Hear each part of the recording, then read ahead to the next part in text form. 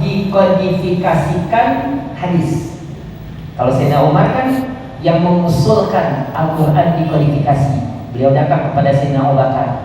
Ya, awalnya Sayyidina Abu Bakar mikir-mikir, kemudian Allah berikan ilham sehingga Al-Quran dibukukan. Zaman Umar bin Abdul Aziz, hadis ya yang dibukukan. Dan ini melalui ulama Ibnu Syihab Az-Zuhri. Maka di antara yang pertama menulis kitab hadis riwayat beliau adalah Imam Malik bin Anas, guru dari Imam Syafi'i. Kitabnya apa? Muwatta Imam Malik. Itu ya. Yang pertama kalau hadis riwayat ya Al-Muhaddisul Fasil yang ditulis oleh Imam Romahul Muzi. Nama ulama ya. Nah, Umar bin Abdul Aziz mungkin bisa cerita sedikit ya, karena memang kita kan lagi berharap-harap dapat pemimpin yang baik nih ya.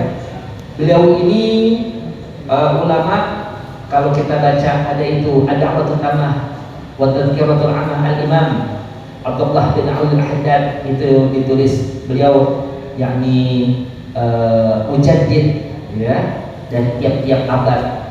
Ini abad pertama adalah Umar bin Abdul Aziz. Nanti abad kedua Imam Syafi'i. Abad ketiga Imam Abdul Hasan Ali Al-Asy'ari. Imam kita semua itu. Imam Syafi'i, Abdul Hasan Al-Asy'ari. Nah, kita kan paham akidah kita akidah Asy'ariyah. Asy'ariyah ya. Nah, beliau ini ketika jadi khalifah diangkat, hartanya dikasih semua ke Baitul Mal. Insyaallah. Ya. Dia cukup makan gaji. Dimana suatu hari kalau ada yang namanya anak-anaknya datang untuk berbicara dengan beliau, anak-anaknya nggak ada yang berani buka mulut, ditekap mulutnya. Bah, ada berubah gitu ya. Kenapa? Khawatir abahnya kebauan. Karena lauk pauk anak-anak beliau itu sekedar bawang putih, bawang merah. Kalau kita apa? Segala macam, takut bauan. Ini. Bahkan ketika pernah makan enak, dia nanya istrinya, ini kita bisa makan enak bagaimana? Sedikit-sedikit saya kumpulin, bang, kalau bahasa kita ya, dari apa yang ya gaji yang diberikan pada saya, kata sang istri. Ya sekali-sekali kita makan enak kan nggak mengapa. Dia datang ke Baitul Mal, minta diturunin gajinya. Kalau kita pengennya naik, dia maunya turun. Masya Allah. Nah, Umar bin Abdul Aziz, ya, Umar bin Abdul Aziz. Beliau ketika wafat yang ngelawan takziah bukan orang hidup doang, para syuhada takziah. Syuhada takziah. Umar bin Abdul Aziz, mujaddid, disebut sebagai mujaddid. Di antaranya lagi ya, beliau kalau ada tamu datang malam-malam ditanya dulu, ini perlu keperluan pribadi apa urusan negara? Urusan pribadi, khalifah. Oh, urusan pribadi. Lampunya deh ditiup, mati. Kita ngobrol gelap-gelapan gini. Ini minyak yang beli rakyat. Kan itu ngomong pribadi, bukan urusan yang kaitannya dengan negara. Apa yang kita pakai? Kita jangan pernah berhenti untuk berdoa supaya dapat pemimpin yang soleh gitu. Yang ada jangan dilaknat dulu. Doain, ya, didoain ya. Jadi itu Umar bin Abdul Aziz ya. Nah ini beliau, kita lihat makolahnya apa? Innallaha amara bil ta'ati wa a'ana 'alaiha. Sesungguhnya Allah memerintahkan untuk taat. Allah membantu pula atas ketaatan tersebut. Walam yaj'al fi tarkiha udhran.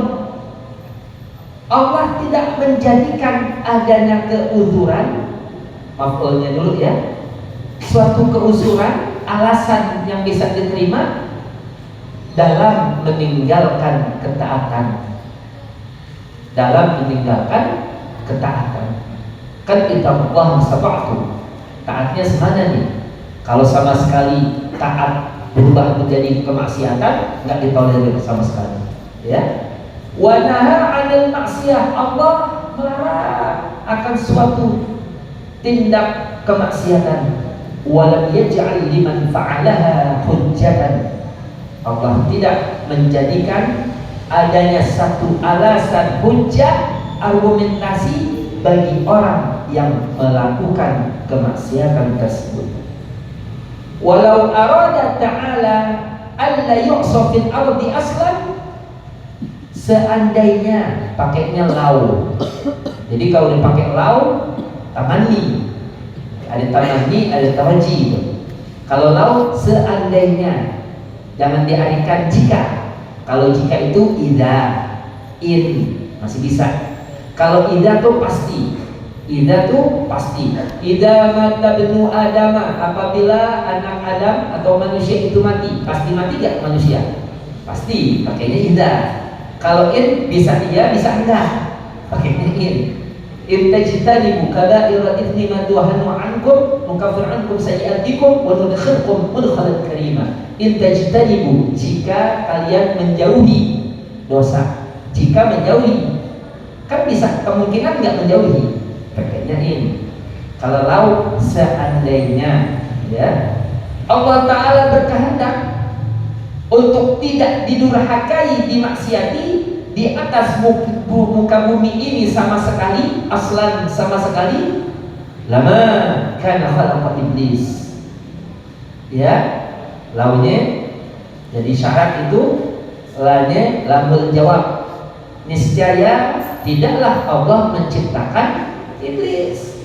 Fa innahu ra'sul khati'ah, maka sesungguhnya iblis itu biangnya kesalahan, biang dari segala kedurhakaan. Ra'sul sebenarnya kepala, kepalanya kesalahan, ya, biangnya kesalahan gitu kan. Kan kayak kita bilang biang kerok, ya, biangnya kesalahan. Kenapa demikian? Iblis, ya, kan diperintah, iblisnya yang nggak mau.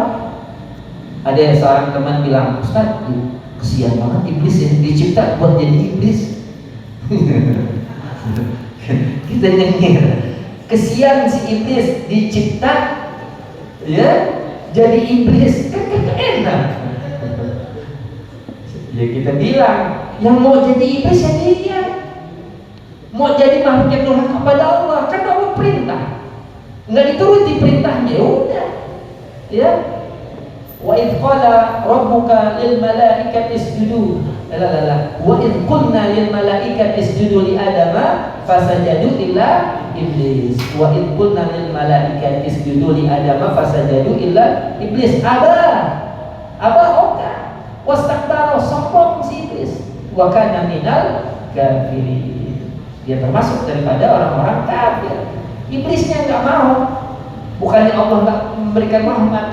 Allah dalam, ya, kehidupan dunia ini kan kasih pilihan.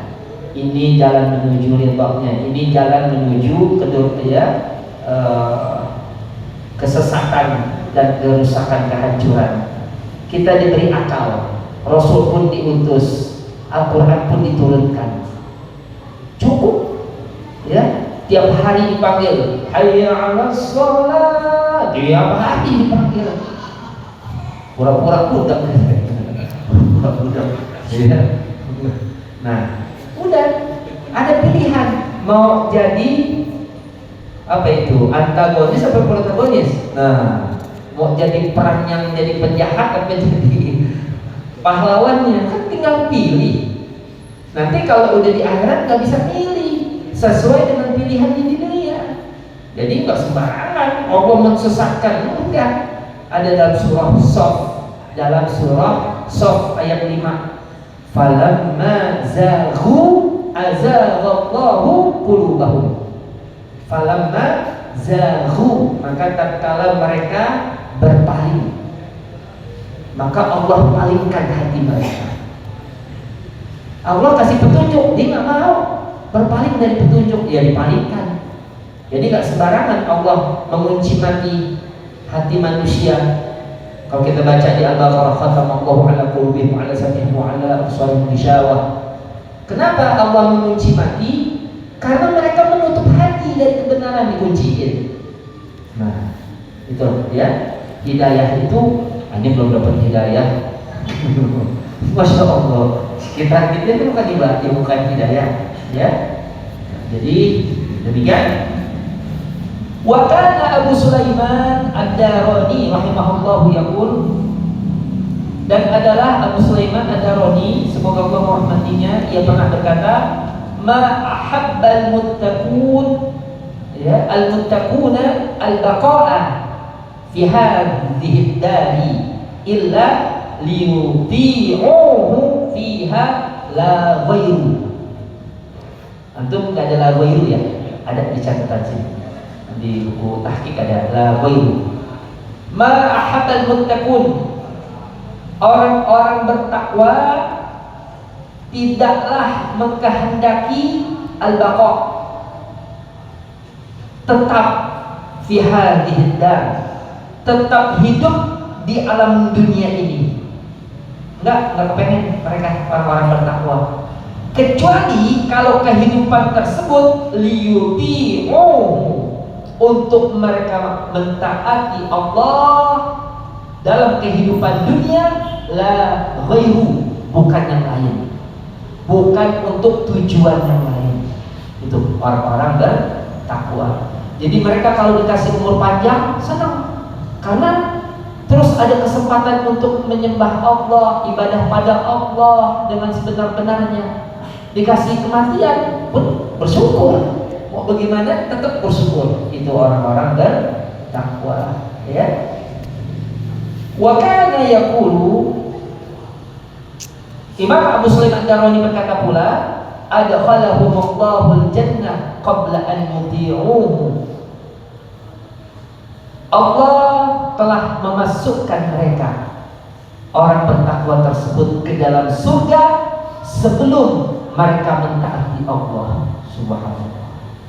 Sebelum mereka taat Allah, ya, memasukkan mereka ke dalam surga. Wa qaddara alaihimul ma'siyah, Allah tetapkan atas mereka, artinya manusia di sini, bukan al-muttaqun, tetapkan atas mereka suatu kemaksiatan qabla an ya'su, sebelum mereka durhaka kepada Allah, lima sabaqa fi ilmihi ta'ala, berdasarkan yang telah lampau lewat dalam ilmu Allah Subhanahu wa taala. Ini yang kita sebut dengan takdir mubrom. Jadi takdir itu ada mubrom, ada muallaq. Nah, kita yang dapat berubah itu disebut muallaq. Takdir yang tertulis di Lauhul Mahfuz itu takdir muallaq. Itu yang berubah. Kalau yang tidak berubah, mubrom atau takdir fi ilmillah, sebagaimana disebutkan di sini, takdir fi ilmillah. Jadi kalau sudah yang namanya fi ilmillah, kita tahu Nabi Allah Musa alaihissalam diasuh kecilnya sama siapa? Fir'aun, ya. Musa as-Samiri, si penyesat agama yang hidup zaman Nabi Musa. Jadi zaman Nabi Musa ada dua Musa, Musa Nabi Allah dan Musa as-Samiri. Musa as-Samiri yang asuh siapa? Malaikat Jibril. Allah. Musa as-Samiri, si penyesat agama, yang asuh malaikat Jibril. Musa yang jadi nabi, Nabi Allah, yang asuh Fir'aun. Yang diasuh Fir'aun jadi nabi, yang diasuh malaikat Jibril jadi penyesat agama. Nah, di Hasyiatus Sobi ini ada ketika ya ayat tentang Al-Baqarah, ayat-ayat tentang pengejaran tentara Fir'aun kepada Bani Israel, ya, itu disebut diceritakan oleh Imam Sawi. Itu Musa As-Samiri ketika turun malaikat Jibril dengan kuda, malaikat Jibril pakai kuda betina. Fir'aun kudanya kuda jantan. Iblis di pinggir pantai dibilang, balik, ini bakal jadi lawan lagi, balik, kata Iblis. Malaikat Mikail dari belakang, ayo terus. Ada riwayatnya. Nah, Allah turunkan malaikat Jibril dengan kudanya kuda betina. Fir'aun pakai kuda jantan. Fir'aun mau balik, wah Iblis bilang suruh balik ini. Tapi ini kuda lihat kuda betina, dia kejar, dia masuk, tenggelamlah, sebagaimana yang Allah Ta'ala firmankan. Itu Musa As-Samiri karena dia asuhan malaikat Jibril. Pasir yang diinjak oleh kuda malaikat Jibril diambil pasirnya. Ini jadi pasir kehidupan. Kemudian dia buat patung anak lembu. Patung anak lembu ada semua di Al-Baqarah. Patung anak lembu udah selesai dibuat, ditabur dengan pasir kehidupan, bisa bicara. Seperti itu ya. Jadi seperti itu, lima sabaqo fi ilmihi ta'ala. Kalau udah ditakdirkan neraka, mau ngapain kita ngaji sekarang? Nah, kita kan lagi milih yang baik ini. Kita lagi milih yang baik. Makanya kita ngaji takdir Allah, kuasa Allah. Tanpa ada kekuatan yang Allah beri, nggak nyampe kita kemari. Nggak bakal nyampe. Alhamdulillah, naik kaki ringan dibawa ke masjid, bersyukur kita. Ya, hadirin. Ini kita lagi kan tadi dunia pilihan, nah kita mau milih yang baik ini. Saya mau milih yang baik ya, saya nggak mau maksiat. Nih, ya. Saya pernah terangkan di awal kita taklim ya. Kemudian, waktu Rabi' ibnu Khuthaim radhiyallahu anhu idza dhaha fil 'id al-akbar yaqul, adalah Rabi' ibnu Khuthaim ibnu Khuthaimin, semoga Allah meridainya, apabila beliau menyembelih hewan kurban pada hari raya Idul Adha. Al-'id al-akbar maknanya hari raya Idul Adha. Beliau berkata, wa izzatika wa jalalika. Berarti wawunya wawu apa nih? Wawu qasam. Wawu sumpah ya.